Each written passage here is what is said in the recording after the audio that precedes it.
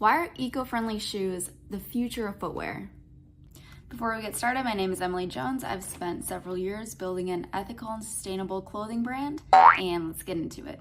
So the fashion industry is facing more scrutiny over its environmental impact, with good reason, and more consumers are trying to find sustainable alternatives. Shoes in particular use a lot of resources like plastic, and it's an important place to start when you're looking at your clothing.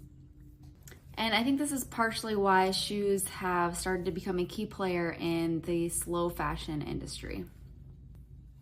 So let's talk a little bit about the environmental impact of footwear that's made in a fast fashion type way.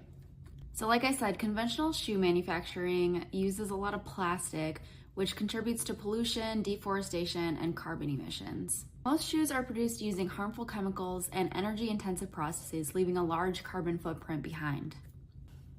Eco-friendly shoes are made from sustainable materials like recycled plastic or natural rubber, organic cotton, and things like that. This is an example of the shoes that we make, and this is made out of cotton. There's a rice husk in the heel here. We use recycled plastic, and even our shoelaces are cotton. Our eyelets are metal, and it's almost completely biodegradable. And here's another version that is made out of hemp materials, which we can talk a little bit more in another video about why hemp is good for the environment, but that's a material that we really try to prioritize in what we make. These materials not only reduce waste, but also minimize the use of non-renewable resources.